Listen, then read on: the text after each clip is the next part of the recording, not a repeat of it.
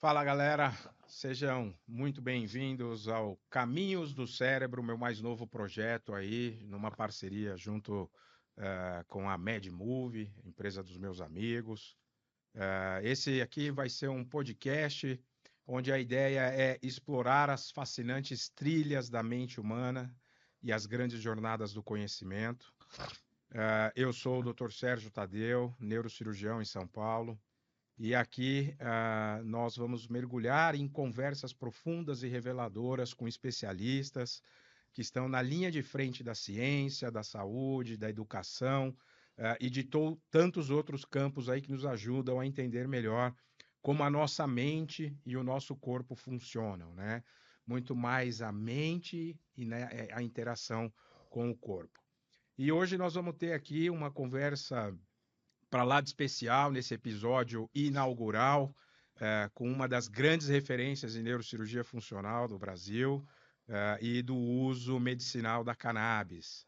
Dr. Pedro Antônio Pierro Neto, que é conhecido por suas contribuições inovadoras, por seu comprometimento em transformar a prática da medicina e da neurocirurgia, sempre com um olhar ético e humano, e além dessas qualidades todas, claro, a maior delas, meu sócio e grande amigo no exercício da medicina. Doutor Pedro, obrigado aí por ter aceito o convite e um prazer te receber. Eu que agradeço o convite, né, a honra de estar inaugurando esse projeto. Já deixo aqui meus parabéns para você, tenho certeza que vai ser de grande sucesso, porque acredito que aqui a gente vai reproduzir uma coisa que há anos a gente faz, que é uma conversa sobre o cérebro, sobre a mente, envolvendo ética, filosofia, antropologia, né? Então, parabéns aí pela ideia, mas eu acho que de tudo que você falou na apresentação, o principal delas aí não é nem ser sócio, é ser seu amigo, Pô, né? isso aí Esse daí é o que me trouxe até aqui, com certeza. mas assim, é que a nossa relação começou na sociedade, foi no trabalho. A amizade veio depois, o que é um pouco não usual, não é? Não Sim, é o comum, não é o comum. acho que por isso que deu certo. É. Bom, ao longo dos próximos aí 90 minutos, a gente deve discutir temas que vão desde os desafios e inovações na carreira do Dr. Pedro, como as suas perspectivas sobre o futuro da ciência, as lições que você aprendeu aí ao longo dessa sua inspiradora trajetória.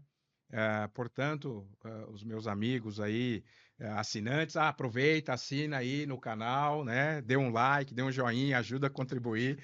Tem que ter esse jargão aí da internet. Tô me acostumando Tem com o, isso. o tal do 3C, né? Como é que é essa? Eu não conheço. Não, do 3C, curte, comente e compartilhe. Perfeito. Aí, o Dr. Pedro está mais engajado que eu aí nas mídias sociais. Bom, prepare-se então para uma conversa que vai expandir a sua mente e aí ele proporcionar novos insights sobre os caminhos que o cérebro pode percorrer.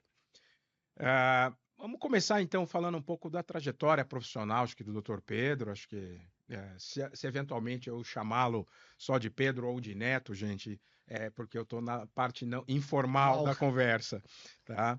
É, conta um pouco aí pra gente sobre a sua trajetória acadêmica, profissional, enfim, até o momento. E deixa para falar da atualidade um pouquinho mais para frente.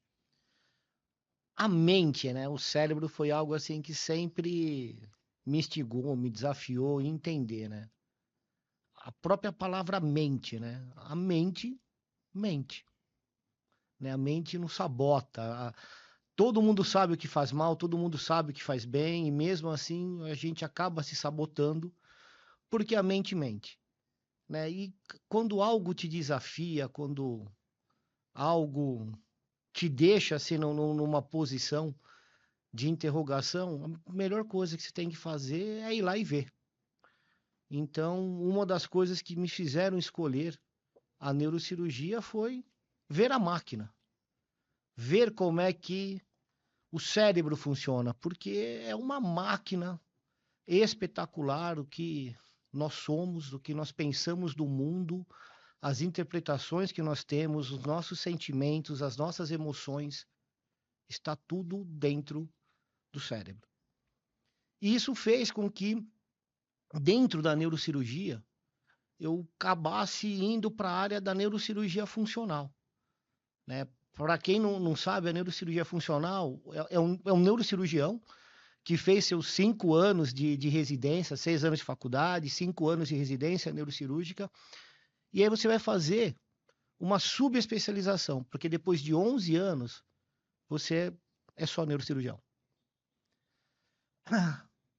Sérgio, um neurocirurgião vascular, né? Você tem diversas áreas dentro da neurocirurgia de atuação e a área funcional é uma delas, onde a gente faz tratamentos cirúrgicos para dor, para epilepsia, para transtornos psiquiátricos, transtornos de movimento e epilepsia. Foi aonde eu acabei me encontrando dentro da neurocirurgia, né? Onde trouxe para mim os desafios, né? E aí eu fiz, né, uma subespecialização nessa área com o professor José, nossa, até me fugiu agora o nome dele, não AC Camargo, José o Osvaldo. Zé Osvaldo Oliveira Júnior, JO.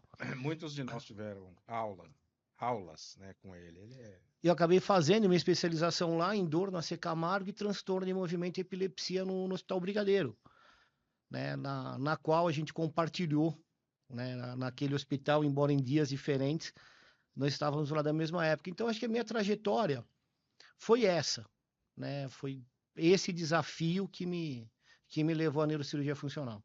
literalmente você quis ver a máquina. Quis ver como era que ela funcionava, né? Como que a gente podia modificar, né? Customizar a máquina. Entendi. Fantástico, doutor Pedro. É assim, eu sou neurocirurgião de formação, né, pessoal, como o Pedro disse, mas eu não faço a parte de neurocirurgia funcional. O próprio nome diz, né? Ela é uma especialidade cirúrgica que trata disfunções do sistema nervoso central. Ela não trata tanto a alteração anatômica, Não, a função. é a função. Função. Então, o Pedro e os colegas que se dedicam a essa área, eles têm uma visão da neurocirurgia que é muito diferente da minha visão ou de outros profissionais da área que tratam tumores cerebrais, aneurismas. A gente está muito mais focado na forma, A né? neurocirurgia vascular, eu vejo ela como uma subespecialidade da neurocirurgia muito anatômica, Exato, né? exato. Assim, eu vejo o neurocirurgião vascular, eu vejo você como aquele cara que vai desarmar uma bomba. E que percorre os caminhos ali do Exato, até cérebro. chegar, né, naquele ponto para fazer o desarme. Exato, exato. E para nós a função é um mero detalhe, né? Sim, É um mero detalhe. Tanto que muito dos nossos resultados, às vezes, são questionados da parte psíquica, né? A gente opera o paciente e aí depois ele tem alguma alteração de memória cognitiva, a gente olha o exame lá, a ressonância, não vê nenhuma alteração, nenhuma isquemia, nada, e a função não é mais a mesma, né? Já para o neurocirurgião funcional, o exame clínico neurológico, ele é, assim, muito... a gente tem assim uma parte anatômica, né? Que nem quando a gente vai falar em transtorno de movimento, né? A gente começa pela anatomia. Perfeito. Então a gente usa os exames de imagem, a gente coloca atlas virtuais em cima desses exames para a gente conseguir achar os núcleos que a gente vai abordar. Mas na hora que vamos abordar, o paciente ele tem que estar acordado, porque a gente vai testar a função. Perfeito. Né? Então, a anatomia, ela sempre é para o cirurgião o começo de tudo. A gente começa, né, pela anatomia. É um guia. É um guia. É um referencial. Sem isso, você está perdido. Perfeito. E quais foram, assim, os maiores desafios que você enfrentou no início da sua carreira, Pedro? Olha, fazer neurocirurgia só não é mais difícil do que educar um filho. Eu acho que educar um filho é a coisa mais difícil que tem no mundo, né? E eu comecei a fazer neurocirurgia e no começo eu não me adaptei ao serviço que eu estava. Perfeito. Né? Fiquei 2 anos para entrar no serviço de neurocirurgia, entrei. Fiz 2 anos, mas eu não me encontrava dentro da filosofia daquele serviço. eu gostava da especialidade, eu queria ser neurocirurgião, mas eu não queria talvez ser aquele neurocirurgião. Então, eu abandonei a residência de neurocirurgia. Foi uma decisão difícil de ser tomada, porque eu desejava aquilo. Sim, um sonho. Era um sonho, entendeu? Eu Bom, queria aquilo. Eu desisti da residência, mas eu não desisti do sonho. perfeito. Você acredita que o perfil de neurocirurgião que você se tornaria ali não estava de acordo com o que você imaginava? Não.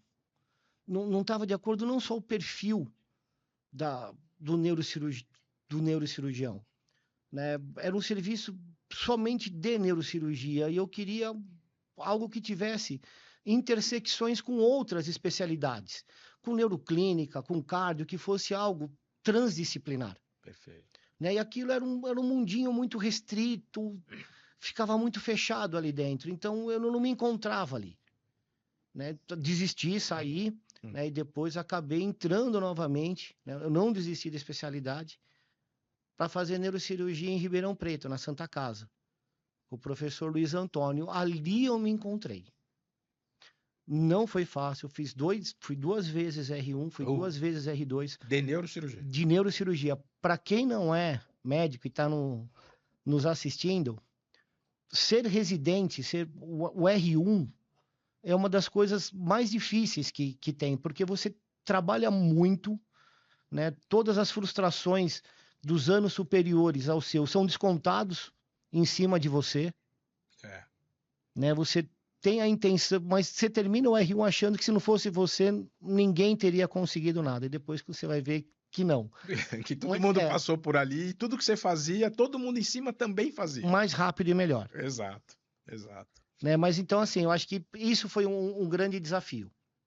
Um outro desafio que eu tive, cara, eu nunca gostei de bioquímica na faculdade.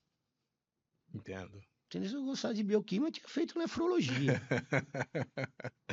Né? E quando eu começo a estudar no uso medicinal da cannabis, eu tenho que voltar a estudar bioquímica. Cara, isso não foi fácil. Quer dizer que o Leninger não foi um companheiro seu? Olha, eu tinha ele de capinha vermelha lá, com aquela molécula na capa, entendeu? Mas se alguém quisesse esconder alguma coisa de mim, era só colocar naquele livro. Perfeito, olha que só, sensacional. Eu também não era um grande fã, não. E como você comentou, tenho um amigo de turma de faculdade que foi a melhor nota de bioquímica lá no segundo ano, que hoje é professor de nefrologia Então, na Federal do Paraná, enfim. Até um abraço aí para o Thiago, se algum dia ele nos assistir, nos ver.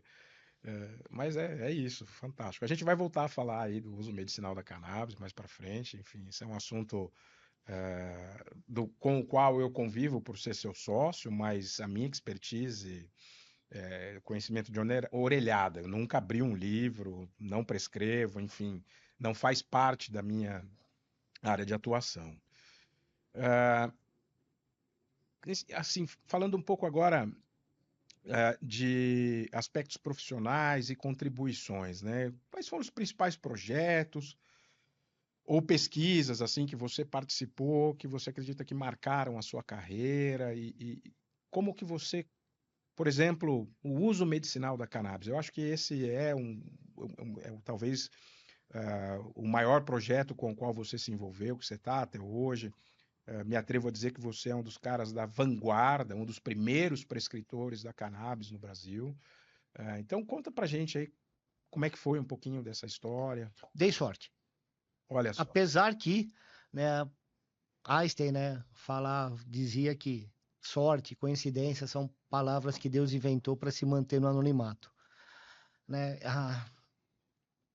Quando terminei a, a parte de funcional, a subespecialização com o professor José Oswaldo, a gente começou a ter, nós nem éramos sócios ainda nos hospitais, a gente começou a ter uma clínica, né, com outros médicos e naquele momento eu comecei, né, porque eu era, embora tenha feito 13 anos estudando, eu era um jovem neurocirurgião recém-formado. Uhum. E comecei a fazer uma certa propaganda, vamos chamar assim, uma aproximação com os neurologistas de São Paulo e do ABC, né, buscando os pacientes com epilepsia e com Parkinson para poder ser operados, porque esses pacientes eles estão na mão do neurologista. E se o neurologista ele não acredita ou ele não conhece as possibilidades cirúrgicas, ele não te encaminha esse paciente. Então eu queria mostrar que assim, olha, eu sou neurocirurgião, eu sei fazer, e se você tiver um paciente que não está respondendo ao seu tratamento, eu posso ser uma opção. E nisso eu começo a receber alguns pacientes com epilepsia refratária. E nesse momento, né, uma coisa que a gente não aprende na residência, a gente não aprende na faculdade, são as expectativas, principalmente de pais. Então, muitas vezes, pega uma criança com uma epilepsia refratária, a expectativa da família é que após a cirurgia, a criança vai estar normal, que não é uma verdade. Talvez a gente consiga reduzir, quem sabe até cessar a epilepsia, mas a parte cognitiva pode ser que melhore, mas não quer dizer que vai voltar para o normal. Enquanto a gente faz esse alinhamento de expectativas, eu percebia que alguns pacientes do consultório desapareciam. Sumiu. Sei lá, procurou outro médico, não está interessado no tratamento cirúrgico. Até que um voltou. Né? E era um caso interessante, porque era um casal jovem, né, que no início de namoro a menina engravidou, teve 2 filhas, umas gêmeas, as 2 apresentaram paralisia cerebral. Poxa vida. E uma delas, as 2 com epilepsia, mas uma delas com indicação cirúrgica. E aí ela tinham sumido, o pai volta, né, falando que a filha estava internada com pneumonia, que estava bem da pneumonia, mas que continuava na UTI por conta das crises epiléticas, porque na UTI não estavam deixando dar um remédio fitoterápico. O que é um remédio fitoterápico para o neurocirurgião? Água com açúcar. Ginkgo biloba? Pô, talvez. Talvez. Peguei o prontuário, dei uma lida assim, cara, não tinha nada, não tinha passado remédio nenhum. Uhum. E aí, quando eu pergunto, né, ele me fala sobre a cannabis, que ele estava dando um produto à base de cannabis. A minha primeira coisa foi falar que ele ia perder a guarda da filha, que a hora que o conselho tutelar soubesse disso, ele teria sérios problemas, porque eu não conhecia, Sérgio. Eu não tinha a menor noção, Sim, né, disso daí. Isso eu estou falando 2012, 2013, do IBREM. sim. 11 anos atrás, 12. Mas ele me falou um negócio interessante. Ele falou assim, mas doutor, ela parou de convulsionar. Poxa. Por coisas do destino, é um hospital que a gente frequenta, que a gente opera lá onde essa criança estava internada. Eu passei na UTI, conversei com o plantonista, ih, dá um rolo isso daqui aqui no hospital. Já falaram com o diretor clínico, mas não tem como dar um remédio que não tem registro na Anvisa, uma medicação importada, não tem no país, ninguém quer assumir essa responsabilidade. Mas se quiser falar com o diarista, que é o médico que passa todo dia na UTI. Como se fosse o chefe, né? Isso. Aí fui conversar com ele, mesma história, mas aí fui eu que falei. Falei, ó, a criança parou de convulsionar. Aí teve uma ideia da gente dar alta da criança da UTI para a enfermaria, porque a vigilância é menor. A família ficava com a responsabilidade, mas se ela continuasse convulsionando, voltava para a UTI. E a criança parou. Parou de convulsionar. Parou. Então, assim, por que eu dei sorte? Porque logo depois disso, em 2014, a Anvisa ela começa a primeira resolução sobre o uso medicinal de canabinoides, aonde ela sugeria 3 especialidades que estavam de acordo com o CFM: neurologia, neurocirurgia e psiquiatria. Então, lá atrás, só esses 3 profissionais que eram estavam... sugeridos Tá, inclusive, a gente fazia um cadastro dentro da Anvisa como prescritor. Para quando chegasse lá as nossas receitas, estava cadastrado você como um especialista daquela área. Então, a neurocirurgia funcional me deu a chancela desde 2014, em poder falar abertamente sobre isso. Então, acho que muito antes, muitos outros médicos estavam prescrevendo, mas que não podiam tornar público a prescrição, e eu pude.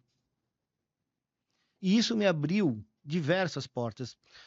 Não sei se você lembra, vou te fazer que na época, cara, você até ficou preocupado, ficou preocupado com o consultório, você falou, cara, você está prescrevendo maconha aqui, daqui a pouco vamos fechar aqui a clínica. É. A Fabiana, minha esposa, a mesma coisa, falou, gente, você vai perder o CRM.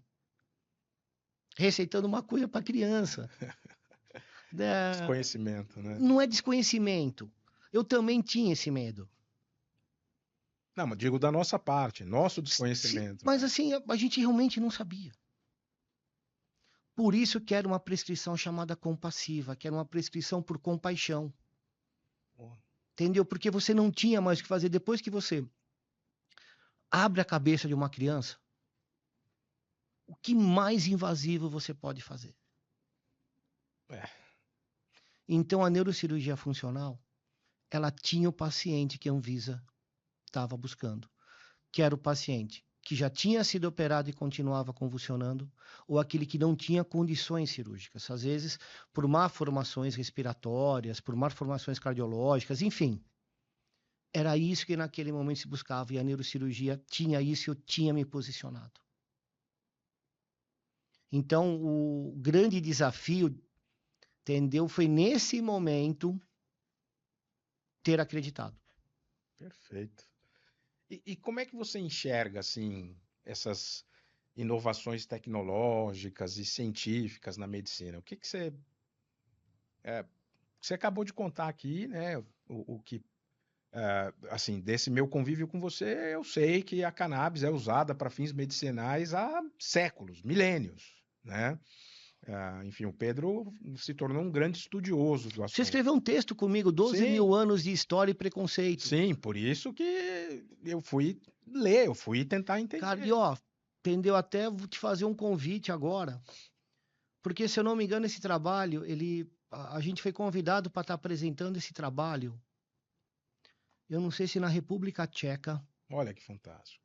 Entendeu? Até preciso da gente ver, entendeu? Se a gente, porque pode ter um congresso híbrido, mas até acho que estava querendo. Porra, fantástico. Você sabe que para mim, E ainda mais para lugares onde tem cervejas maravilhosas, né? Como a República Tcheca. Mas voltando nessa questão das inovações tecnológicas e científicas, principalmente na área da medicina, né, Pedro? O que você... como é que é o seu comportamento diante dessas coisas? Pelo que você conta aqui na questão da cannabis, eu sou prova disso, enfim, você é um cara que viu ali uma oportunidade de algo que não era novo, mas que por conta do preconceito não estava sendo usado. Como é que é a sua atitude perante essas novidades, vamos dizer assim? O que você... Então, da cannabis, ela, como você falou, né? Ela é uma novidade, mas ela é usada há milênios. Ela é uma novidade do ponto de vista que a gente está descrevendo os mecanismos, né, de como ela funciona. Mas quando a gente olha assim, a parte técnica, tecnológica da medicina, cara, saúde é caro. Saúde é caro em qualquer lugar do mundo. E quanto mais tecnologia você põe, mais caro ela fica. A medicina tem um detalhe, que ela não abandona a tecnologia velha. Não. O exemplo clássico é raio-x, ultrassom, tomografia e ressonância.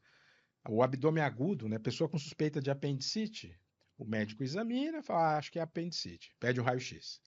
Aí ele olha o raio-x e fala, não, vamos fazer um atomo.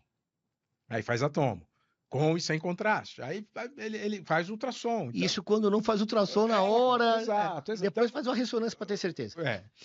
E mesmo assim ainda abre e tem laparotomia branca. Branca, A tomografia para ter certeza e a ressonância para ter certeza absoluta. Absoluta. Mas vamos lá, e aí? E na neurocirurgia, a gente sofre muito com isso. Porque a gente tem avanços tecnológicos, né, uns que não parecem ser, nesse momento, muito compatíveis. Porque vão se tornar mais baratos no futuro.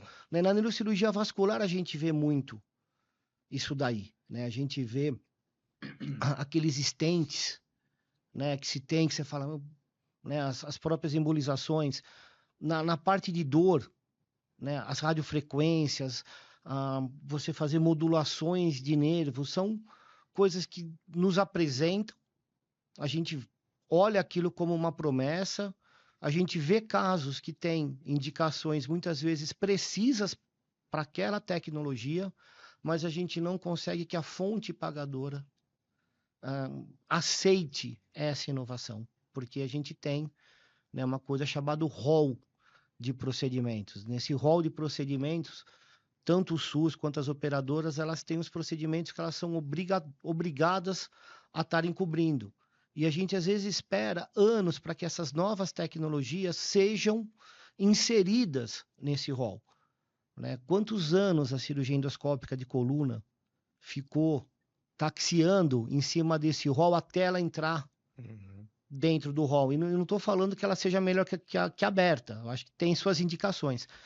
Então, cada vez a saúde ela fica mais cara, esse valor acaba indo para as mensalidades, né, que cada vez estão mais difíceis de serem mantidas, né? Isso faz com que algumas famílias tenham que ter a opção, saiam saudáveis e ficam os doentes, aumentando a sinistralidade das operadoras, que leva aos aumentos. Então, a tecnologia, ela é fundamental, né? Tivemos grandes avanços, mas a gente tem essa barreira do custo. Do custo.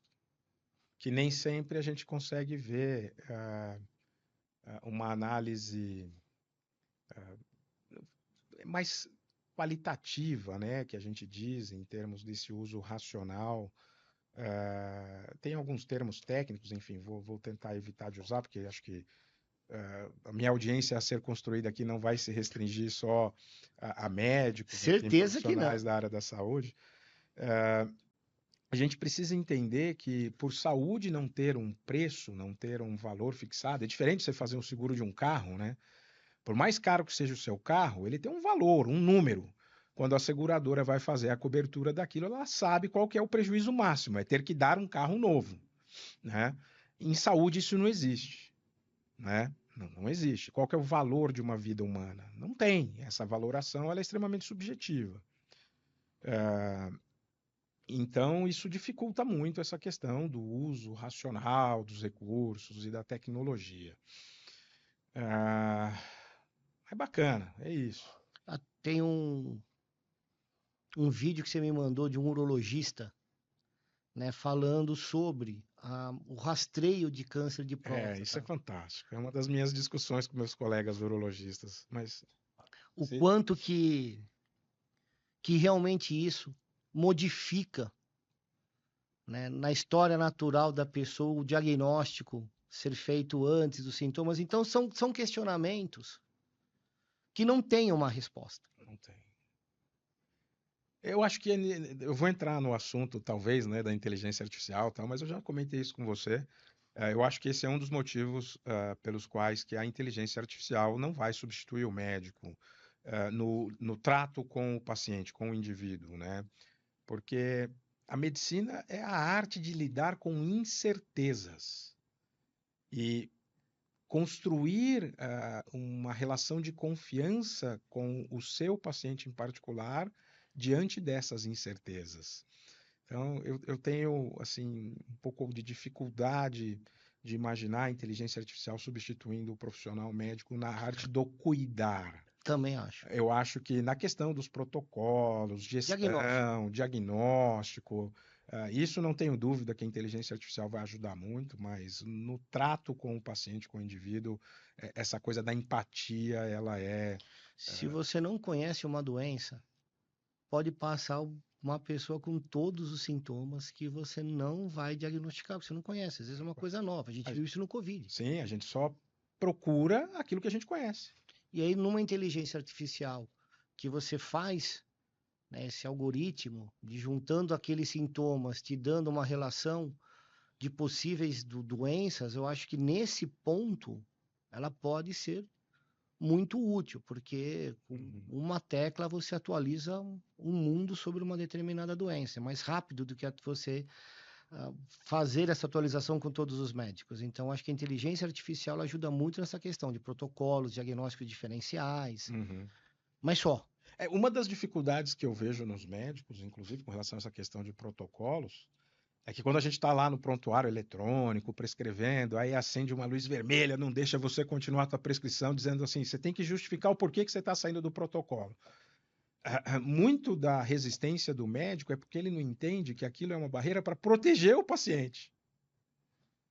Né? Para alertar o médico de que ele está indo por um caminho que não é o caminho racional da coisa.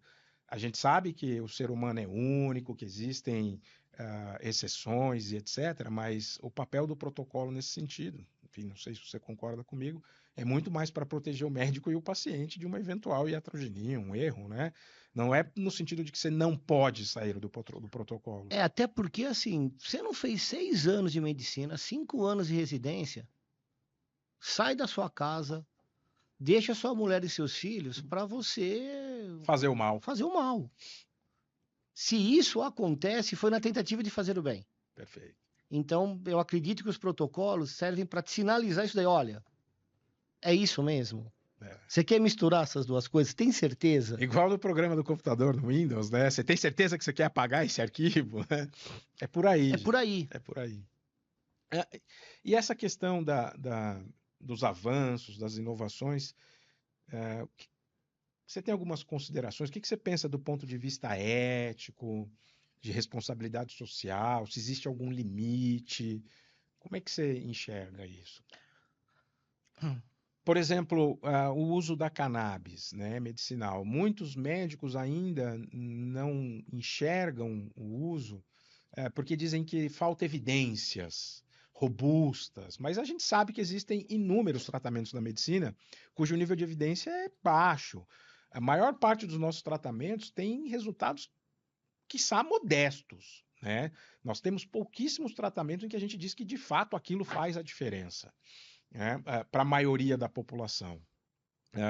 Como é que você enxerga isso do ponto de vista ético e de responsabilidade social? Esse uso indiscriminado, como é que é isso? O que você... Eu acho assim que a medicina mais correta e a mais barata é a medicina certa. E que não dá para você fazer 2 medicinas. E isso que você está falando, normalmente eu vejo quando você faz 2 medicinas. Então, num determinado lugar, você trata com aquilo que tem de mais moderno, mesmo que não tenha evidência científica que comprove aquilo, mas você acredita que aquilo vai funcionar. Você está convencido que aquela tecnologia nova, entendeu? Isso estou descartando viés onde existe algum tipo de vantagem. Que o benefício do paciente não esteja em primeiro lugar. Tá? Então, ali você acredita que para aquele paciente aquilo vai funcionar. Mas quando você está trabalhando em outro lugar que você não tem esse acesso, né, você nem cogita naquilo e você trata de outra maneira. Eu acho que o caminho do meio, ele funciona melhor. Nem tanto o menos, nem tanto o mais. O grande problema não, eu acho que uma das dificuldades que nós temos é que a gente vive num país que é realidades muito diferentes, né? Então, por exemplo, a cannabis, né, ela não é de fácil acesso, ela é cara, né? E quando você está num lugar onde as pessoas não têm esse acesso, mas elas têm o conhecimento, elas vão buscar isso de alguma forma, e aí que é o problema, né? Então eu vejo dentro da cannabis o uso de produtos que não tem a menor comprovação, que são comprados sei lá onde, por quem, pela internet, um amigo do amigo do amigo que vende um tubinho com um líquido preto falando que tem canabinose ali dentro, mas você nem sabe o que tem ali, nem sabe se a planta que foi usada é realmente de cannabis e se não é uma planta doente ou não. Ou se de fato tem o canabinoide específico. Para isso, então,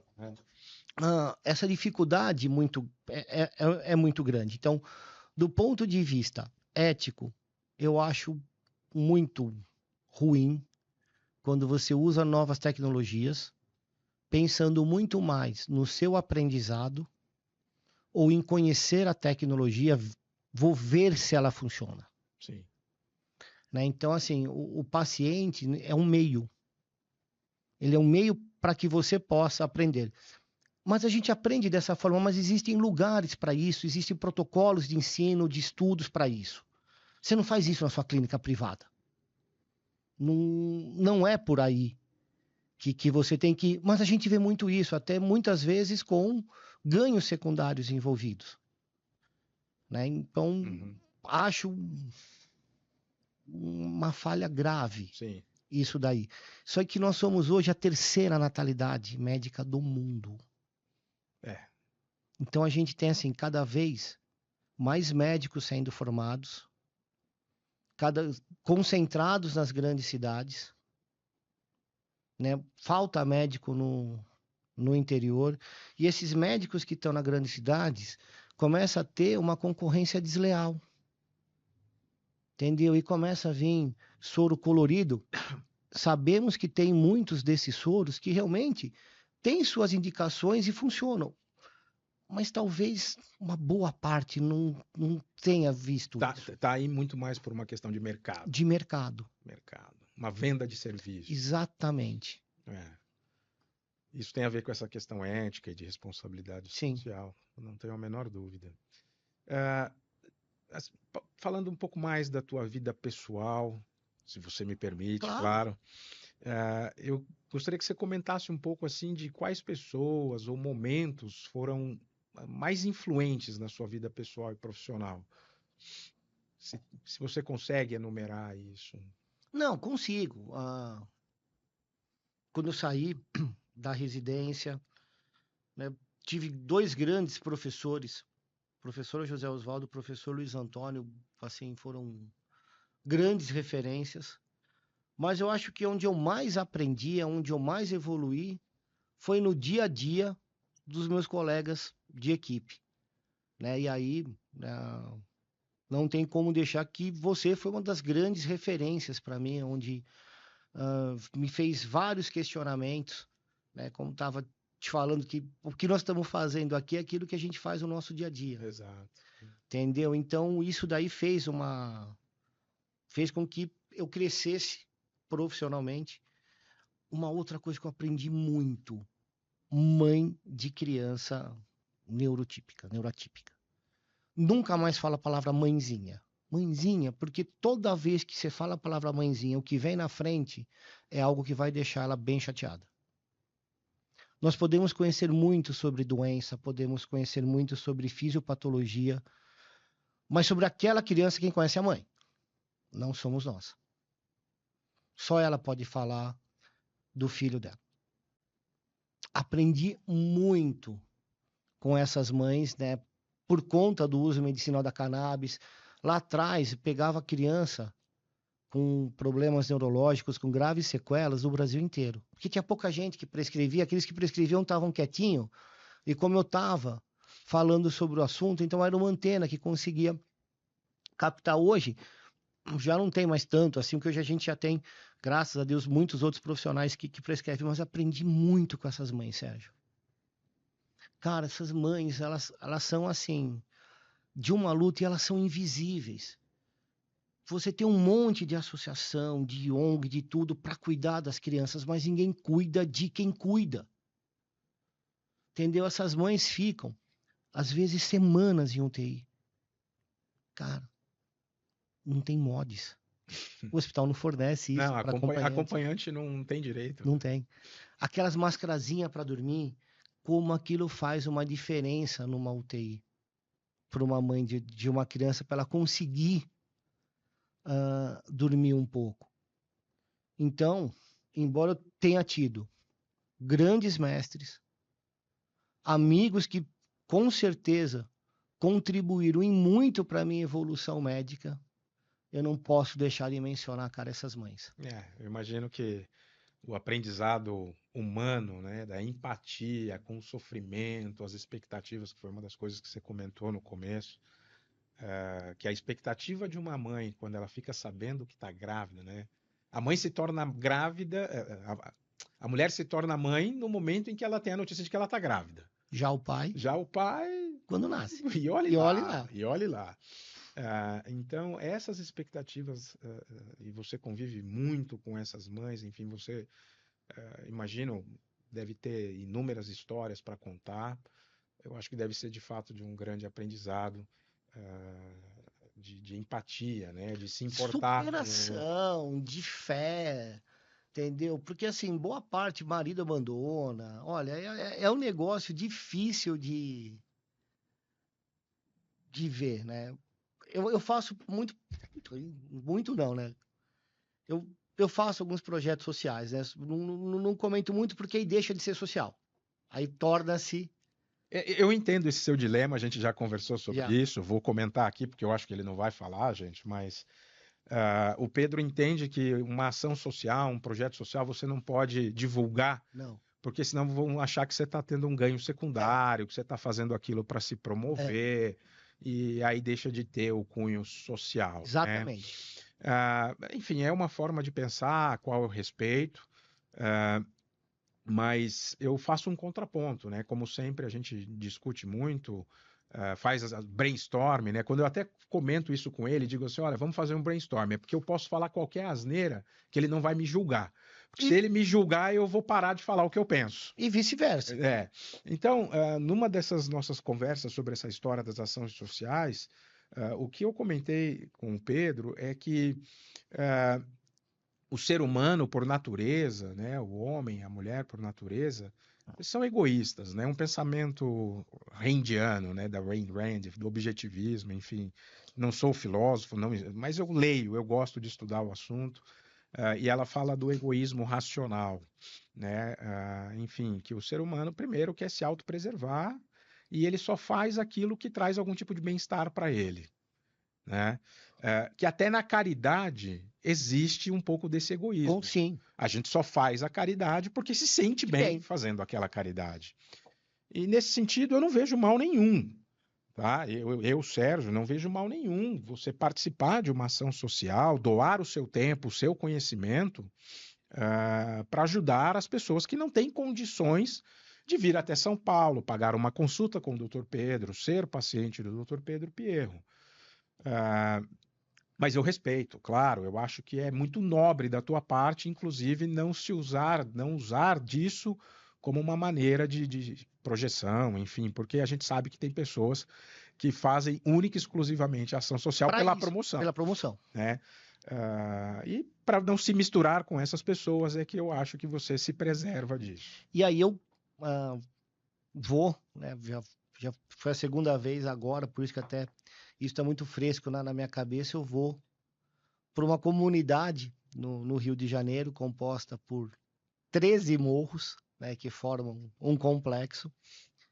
E dentro, né, do segundo ou terceiro morro tem uma associação, né? Se alguém quiser ajudar, essa associação chama NEEM, Núcleo de Estímulo Estrela de Maria. Se alguém ficar curioso e ver onde é, entra lá que tenho certeza que vocês vendo, vocês vão ficar emocionados. Eles atendem lá, tem 500 crianças de várias comunidades do Rio de Janeiro. E como é muito dentro, eu tenho que dormir lá. Eu nunca teve nenhum médico na associação que entrou lá assim sábado de manhã e vai sair domingo à noite. Porque não dá tempo, né? Senão você tem que sair muito cedo. Enfim, Enfim, é a logística não dá. do universo que existe Ali ali. não dá. Então eu faço o quê? No sábado, eu fico o dia inteiro atendendo. Produção, entendeu? Filhinha, entendeu? De criança e pau na máquina. Já no domingo, eu faço encontro com as mães. Eu passo o domingo. Que tem a ver com essa responsabilidade social que você comentou, Exatamente. de cuidar de quem cuida. Cuidar de quem cuida. Entendeu? Conversar com elas. E dali que eu escuto essas histórias, né? De abandono. Cara, os negócios assim, entendeu? Como que o ser humano consegue, quando dá para ser mal, é insuperável. É insuperável. Eu saio de lá assim, com vontade de pedir demissão de ser humano. Quero ser outra coisa. Não quero mais ser humano. Mas escutando essas mães dessa comunidade, Sérgio, olha. Essa até seria a minha próxima pergunta, já que você me deu o Ah, gancho. Gostaria que você compartilhasse um desses momentos, uma lição de vida que você aprendeu ao longo da sua trajetória. Se tem alguma assim que você. ah, tem uma assim que, puta, que não tá saindo da minha cabeça, porque é muito sofrimento. Uma família composta por uma mãe, 3 filhas, a filha mais nova com espectro autista, o marido preso, a mãe evangélica, tá no culto. As crianças estão brincando, essas 3 crianças com outras crianças brincando na porta ali do templo. Não sei o nome que se usa, mas enfim. A irmã do meio, que na época devia ter seus 9 anos, pede para a irmã mais velha, que na época devia ter seus 12 anos, para buscar água. Ela vai, quando ela volta, cadê a irmãzinha de 4 com espectro autista? Sumiu. Ela nunca foi encontrada. Faz 8 anos que a mãe continua essa busca, mas esse não é, por incrível que pareça, o pior da história. Quando o marido sai da cadeia, já sabia da situação, ele chega em casa, arrebenta a mãe na porrada na frente das filhas e estupra a mãe. Desse estupro vai nascer uma criança também com espectro autista muito violento, o Samuel. A mãe cata as 2 filhas e sai de casa. Vai para onde? Ela não consegue se manter. E depois de alguns meses, grávida, com 2 crianças, ela tem que voltar para casa do marido que bateu e a estuprou. E tá lá. Eu tenho então a filha mais velha com um sentimento de culpa, com medo de sair de casa, não consegue, um pânico de tudo. Uma filha do meio, entendeu, que acabou desenvolvendo um déficit de atenção, completamente desligada, não consegue absorver muito conhecimento, fora o mais novo com espectro autista, Fruto de um estupro. fruto de um estupro. Então, assim, isso é uma, entendeu, das histórias. Tem uma que, assim, não explica, mas justifica. Cara, eu consigo entender. Eu não consigo concordar, Ah, mas eu consigo entender. Então, tem uma mãe que tem um filho autista, que leva o seu filho para a escola e de lá ela vai trabalhar. Antes dela chegar no emprego, todos os dias a escola liga, dizendo que a criança descompensou, ela tem que voltar, pegar a criança, e isso fez com que ela perdesse o emprego, não conseguiu trabalhar, até que ela descobriu que a criança descompensava porque a professora provocava essa descompensação. Ela já de cara, no começo da primeira aula, ela já estressava a criança de uma forma que a criança descompensava. Ou ela cuida de um, ou ela vai alfabetizar 30. entendo. Entendeu? Entendo o Assim, seu ponto. ela não consegue alfabetizar 30 crianças tendo que cuidar de uma. Ah, mas tem lá uma pessoa para acompanhar a criança autista, que o governo dá esse direito. Isso acontece quando a criança tem um diagnóstico, tem um laudo, quando ela tem tratamento. O problema é que você não consegue ter esse tratamento, você não consegue ter acesso ao especialista na rede pública. Eu entendo O comportamento da professora. Eu não concordo. Perfeito, perfeito a sua colocação. Tá? Não justifica, mas explica. Então, são essas histórias que eu escuto lá. Entende? Então, assim, é um negócio, para mim, muito impactante. Porque eu sou pai. Sim. Você imagina que aprender com os exemplos, vivenciar essas histórias, é a melhor forma?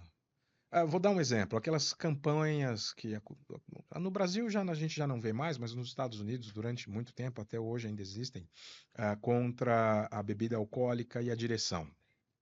Algumas escolas nos Estados Unidos pegam as crianças que estão prestes a se tornarem adolescentes, tirar a habilitação, lá com seus 15, 16 anos, e levam nas clínicas de reabilitação, UTI, para ver o que acontece após um acidente de trânsito com ingestão de bebida alcoólica. Isso provoca um choque muito grande. Tem projetos que levam crianças e adolescentes para as cadeias, para vivenciarem o dia a dia dentro de uma cadeia. Você acredita que isso é uma forma de educar? Tenho minhas dúvidas, porque nessa idade, talvez você não tenha as ferramentas necessárias para ter a, a compreensão do que um adulto quer que você tenha, porque o adulto ele tem essa ideia, porque ele tem essas ferramentas, ele consegue chegar nessa conclusão, né? Eu não sei se o adolescente ele tem essas ferramentas e se isso não pode estar provocando um trauma, eu não sei. Realmente, assim, eu não sei. Não, eu não faria, Perfeito, perfeito. Acho tá? que esse é meu ponto. Eu acho que você passa por uma experiência pessoal, né, enfim, de aprendizado, de humanização, questão da empatia, quando você vivencia todas essas histórias que você comentou, mas compartilhar isso com outros já é uma coisa que a gente não sabe o quanto de educacional tem, né? É, muito bom, bacana. Falando um pouco de projeto futuro, plano, o que que você imagina? Ah, O acho que que a que você gente, ainda deseja alcançar profissionalmente, Pedro? acho que a gente nunca para, né, Sérgio? Acho que a gente sempre tá. Temos que acompanhar as inovações tecnológicas, né? E que cada vez elas são mais frequentes em maior número e a gente precisa selecionar aquilo que realmente é de interesse médico e daquilo que são modas, coisas de ah, aproveitar uma determinada onda, né? Então, eu vejo na neurocirurgia funcional, né, a questão dos eletrodos cerebrais profundos, né? É uma tecnologia que a gente usa principalmente para transtorno de movimento.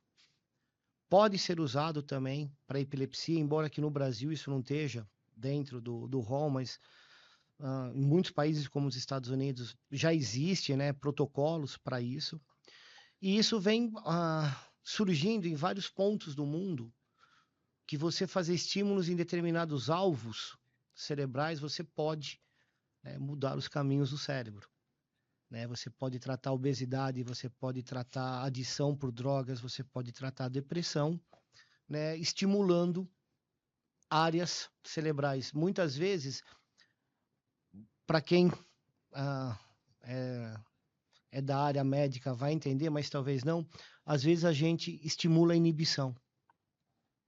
Né? Então, muitas vezes, essa estimulação é você estimular, né, alvos que inibam, né, que façam inibição ou de um movimento, ou da crise, alguma coisa. Então, eu acho que o futuro da neurocirurgia funcional são esses implantes cerebrais profundos em diversos alvos. Há quem diga até que vai ser um dos tratamentos para a doença de Alzheimer. Eu tenho minhas. Ah, acredito que não, por conta da atrofia cerebral e de vários outros motivos. Então, isso é algo que ainda me estimula muito, né? Nesse aprendizado, nesse desenvolvimento da gente colocar, né, eletrodos em outros alvos. Como ainda é protocolo de pesquisa, de estudo, não dá para a gente estar fazendo isso, né, em clínica privada. Já compartilhamos de casos que nos foram encaminhados com médicos que queriam fazer isso, aquela menina da cefaleia que queriam Sim. colocar. Então, assim, a gente vê que pipoca um ou outro querendo fazer sem muito direcionamento científico, muito mais experiência com o ser humano. Entendeu? Uma coisa desse tipo. Mas eu acho que isso daí é algo que me motiva ainda dentro da área neurocirúrgica funcional. Essa é a parte que eu gosto muito de estar envolvido. Agora, acho que a gente voltou para essa questão dos caminhos do cérebro, vou explorar isso um pouquinho mais nesses minutos finais aqui desse programa, desse podcast. Há quanto tempo estamos conversando? Não sei, acho que Então, 1 hora, sei lá. talvez um pouco Na hora que mais. acender a luz vermelha aí. A gente para. Nessa questão dos caminhos do cérebro, eu tive a oportunidade de participar, enfim, como executor de algumas cirurgias para o tratamento da epilepsia com o uso do dispositivo, do implante do estimulador cerebral profundo. E uma das minhas dúvidas naquele momento, e que eu carrego até hoje, eu ainda não consegui responder, é que a forma como a gente pensa a ciência hoje, a metodologia científica, que hoje a gente considera sendo aquela capaz de produzir uma evidência com robustez, significância estatística, etc., etc. Esta forma de pensar ciência dentro da neurocirurgia funcional, ela é muito difícil. Porque nós estamos falando de quantas variáveis? E de doenças de exceção com N muito pequenos. Pois é. Então, Pedro, assim, de fato, o campo da neurocirurgia funcional, que se entrelaça um pouco até com o que a gente tem visto do Neuralink, né, do Elon Musk, se entrelaça um pouco com o trabalho do professor Miguel Nicoleles, né? As pessoas no Brasil não têm ideia do que foi aquele exoesqueleto. Você me mostrou um documentário que eu achei fantástico. Fala um pouquinho para a gente dessa questão da variabilidade, dessas variáveis conhecidas, desconhecidas, e como fazer ciência da forma como a gente pensa a ciência, né, hoje. É legal que essa é uma discussão que a gente tem já há algum tempo, né? A falta de evidência, como é que é? A ausência de evidência não é evidência da ausência. A gente não provar que algo funciona não quer dizer que não funciona. Exatamente. Até porque existe aquilo que a gente sabe, aquilo que nós não sabemos e aquilo que nós não sabemos que nós não sabemos. Perfeito.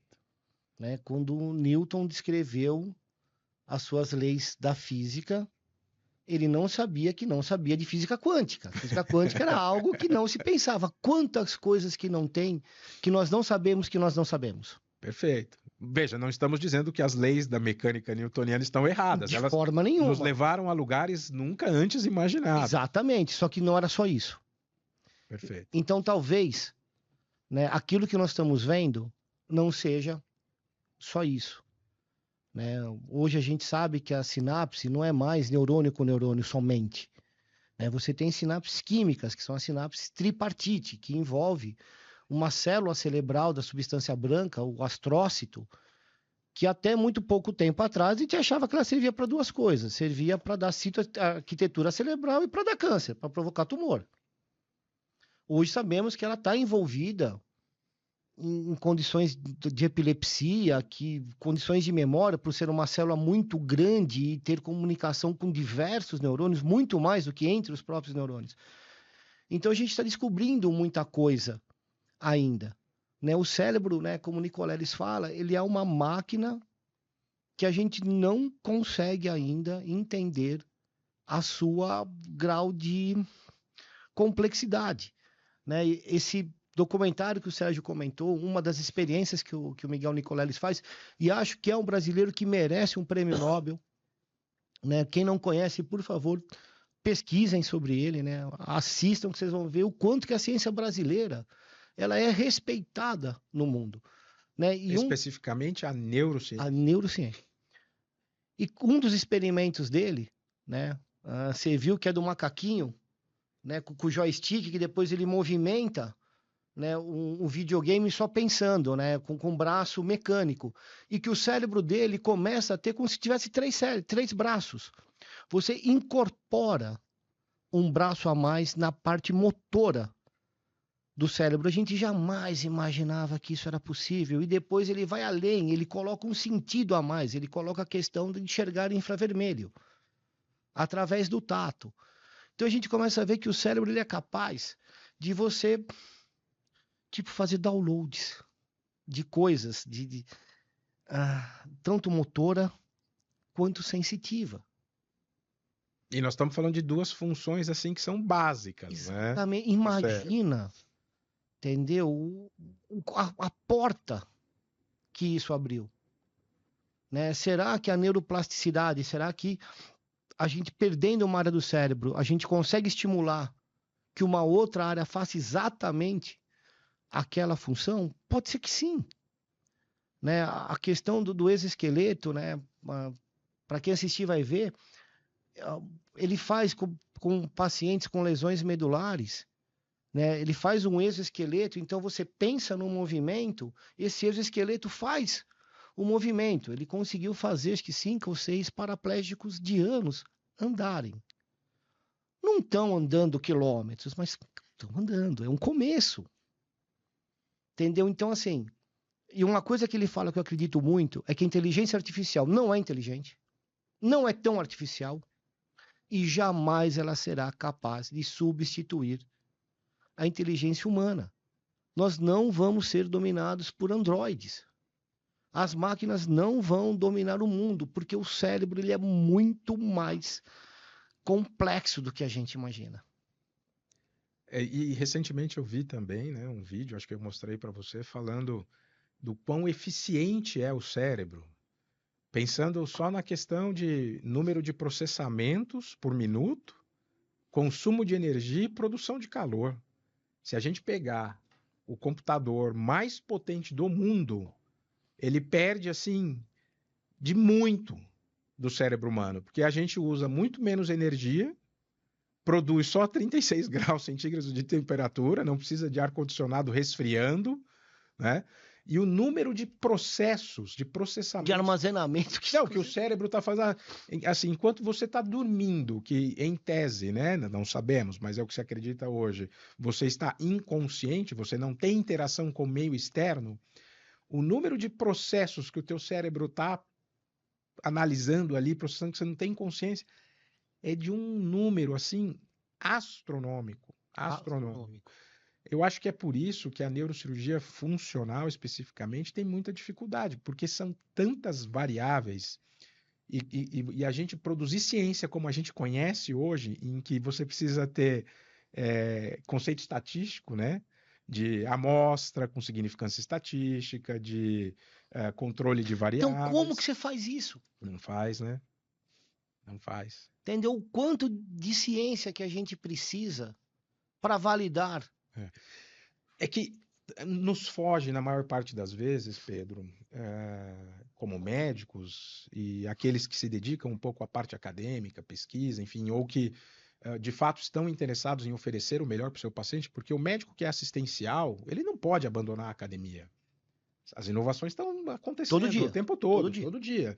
E se você não tiver senso crítico para saber filtrar as coisas, você passa a ser só um prescritor, um macaquinho. Ou investir em coisas que não vão dar futuro. Pois é. O que eu quero dizer com isso assim, um resumo é o seguinte: existe uma coisa dentro da pesquisa científica que é os fenômenos biológicos. Fenômenos da natureza, eles não precisam de poder estatístico. Um fenômeno da natureza provado, acabou. Acabou. Você não precisa de 1000 fenômenos. Não. Não é verdade? Boa analogia. E eu acho que muito da neurocirurgia funcional tem a ver com isso. Cara, a gente vê vários vídeos aí na internet, enfim, de cirurgia com paciente acordado, você ligando o gerador da bateria. Para de tremer na hora. Para de tremer na hora. Cara, isso é a prova do conceito do fenômeno biológico. Né? Que isso funciona, não temos dúvida. Agora, a questão estatística que eu acho que caberia aí é saber qual a segurança desse procedimento, vamos colocar assim, né? Porque não são tudo flores, nem tudo é rosas, né? Nem tudo são rosas. Aí tem pacientes que às vezes complicam, Sim. que enfim, eu acho que a questão toda está assim, que é o tal do NNT, né? Número necessário para tratar. Ou o número necessário para machucar, que é o NNH, né? Number needed to harm. Nós vamos ter uma estatística aí, depois de 1000 cirurgias dessa, de quantos pacientes melhoraram, quantos pioraram e quantos não sofreram nenhuma alteração. Não é verdade? Para a gente ter uma racional sobre para quem indicar e o que fazer. Mas que a neurocirurgia funcional ela é capaz de fazer experimento em ser humano e produzir bons efeitos, isso eu não tenho dúvida, mas talvez não funcione para todos, não é isso? Sim, nada funciona para todo mundo. Talvez clipagem de aneurisma, mas vai poder falar Não, melhor do que eu. não, cara, não funciona, porque tem paciente que sai pior da cirurgia. E eu não ofereci o que eu queria oferecer para ele, não é? Então, falando um pouco da minha área, né? Tem um colega neurocirurgião, um amigo, né, de Presidente Prudente, eu vi uma palestra dele recentemente em Botucatu. Quem sabe até um dia eu convido o Dr. Rodrigo Ferrari para vir aqui. Mas ele fez um comentário, cara, que me marcou muito, né, na minha área específica. Ele falou que quando o neurocirurgião trata o aneurisma roto, não existe um pior cenário, porque todo mundo já está esperando o pior, a morte do paciente. É uma doença muito grave. Então, desse cenário, o neurocirurgião só sai herói.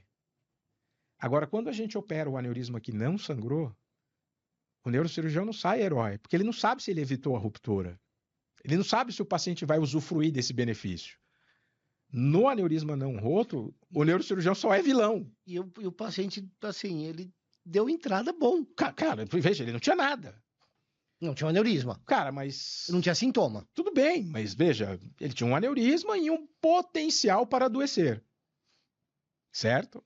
Enfim, não vamos discutir aqui os números, as estatísticas para isso, mas o aneurisma não roto é um potencial para adoecer. Sim. Mas a gente nunca sabe se o paciente vai adoecer, que é a história que a gente conversa sobre detecção de câncer precoce, Novembro Azul, Outubro Rosa, enfim. Cara, quando opero um paciente com aneurisma não roto, é muito difícil para mim, cara, porque eu só sou vilão ali naquela história. Eu sofro, eu padeço desse dilema, né? Muito boa analogia também do Ferrari, hein? Cara, fantástica, né? Fantástica. E eu fiquei com isso na minha cabeça, porque é um questionamento que eu me faço, né?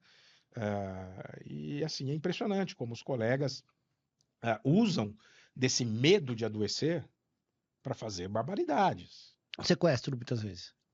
Sequestro, né? Só que quem paga o resgate não é a família. Às vezes é. Não, é a família que paga o resgate, mas o sequestrador não é o médico, é a doença. É a doença. Entendeu? O cara tem lá um laranja, um álibi, né? Para não ser o mentor do resgate. Mas é isso, doutor Pedro. E assim, para a gente finalizar aqui esse bate-papo gostoso, aqui na gravação, porque tenho certeza que a gente vai continuar conversando sobre esses e muitos outros assuntos. Você comentou um pouco sobre os projetos futuros, tal. Que mensagem assim que você gostaria de deixar para os nossos aí futuros e potenciais ouvintes, leitores, seguidores do canal? O que você acha que é o caminho do cérebro? Assim, qual que é a tua... você contou qual foi o seu caminho para estudar esta máquina que é o cérebro. A gente compartilha de muitos conceitos também, sou neurocirurgião, também acho o cérebro uma máquina assim, perfeita, né? De uma perfeição divina. Até nesse momento, digo aqui, olha, eu acredito em Deus, não é possível, não tem como a gente... O acaso produzir algo tão complexo... Exato, tão perfeito, e tão único, tão singular. Eu tenho filhos gêmeos, idênticos.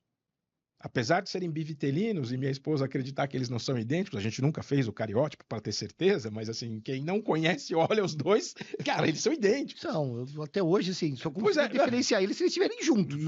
Se tiver separado, não separa. Pois é, a fisionomia deles, enfim, a voz é diferente.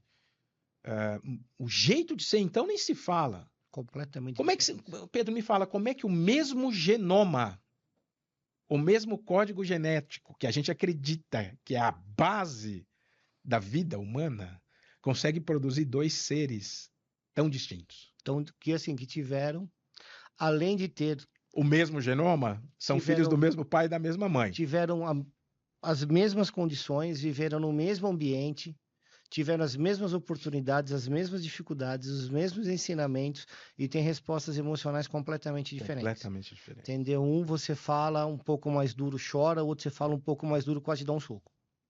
Teus filhos. E é exatamente isso. Teus filhos. Exatamente isso. Qual que é, assim, então, essa mensagem, né, dessa singularidade? O que você... Uma coisa que a gente sempre conversou muito, né, que a gente sempre passa mais tempo no caminho do que no objetivo. Né? Você vê, eu vejo muito isso com o Papa, né? Quantos anos precisa ser Papa, né? Você passa por tanta coisa. Então... E entre tantos bispos, arcebispos, cardeais, né? Só um vai se tornar Papa. Então, assim, o importante é o caminho, não é o objetivo. Né? O que a gente tem que aproveitar é esse caminho. Né? E indo um pouco para o estoicismo, né? A gente só tem controle, basicamente, de duas coisas, né? Das nossas respostas emocionais e dos nossos pensamentos. O resto a gente não tem controle. Tem tanto viés, tem tanta coisa externa que pode modificar. E esses caminhos, eles podem ser caminhos árduos, podem ser caminhos hostis ou podem ser caminhos floridos. Depende muito de cada um, de como você alimenta o seu cérebro, de como você enxerga o copo, se ele está meio cheio ou se ele está meio vazio. Você faz o seu caminho no cérebro. Essa máquina perfeita, ela te dá essa condição. O que você quer? Aonde você quer chegar? Que caminho que você quer percorrer? Essa máquina, cara, ela te dá todas essas opções. De como você vai enxergar, de como você vai responder.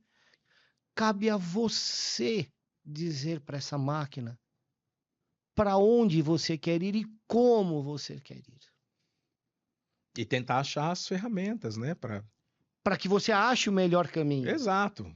Vamos fazer uma analogia aí do pessoal que gosta de andar de moto, de carro, enfim, o caminho, né? A sua viagem daqui até o nosso litoral, para todos o caminho é praticamente o mesmo, né?